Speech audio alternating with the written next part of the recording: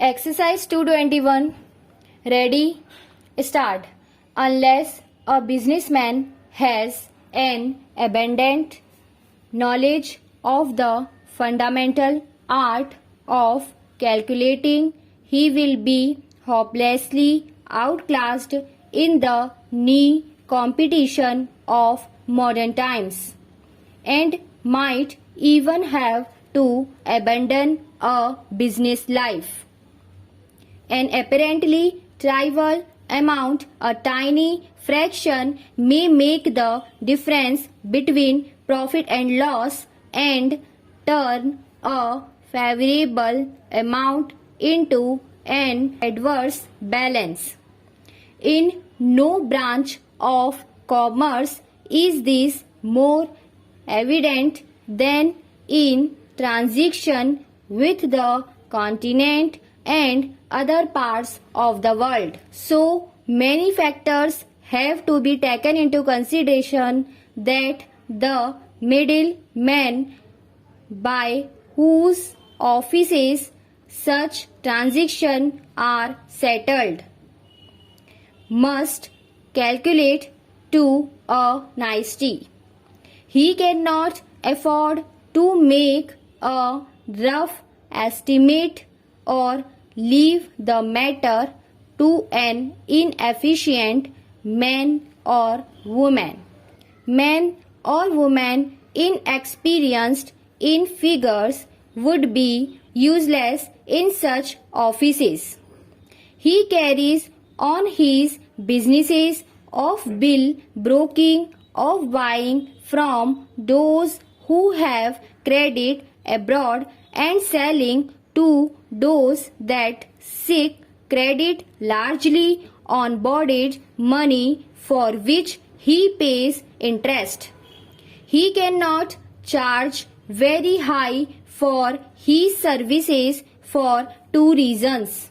Other brokers and available, and there are other ways of settling debts than the buying of a draft to send abroad. The debtors may procure gold and himself dispatch it, or he may send a security to his foreign creditor, a railway debenture, a municipal bond, a mortgage on land, though he would not be indifferent as to the choice. For in a sense we can in these days so closely identified is property with the legal title to it, export our fields and factories, our railway roads and canals to pay for our imports. However, a debtor resorts to the export of gold or securities only as a temporary measure when the bills of exchange are at a price he judges exorbitant. What is this exorbitant price which determines his choice?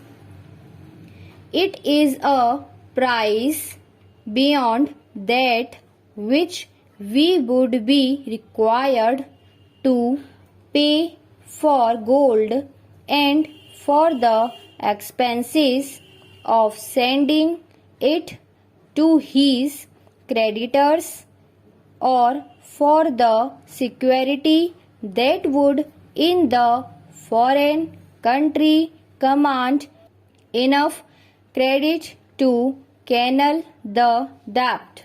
When we are guided as normally we are by economic consideration, we elect the cheaper instrument for performing a necessary operation. We do not give good money when poorer will suffice. That would be detrimental to our business, as the audited account would afterwards show. Stop and over.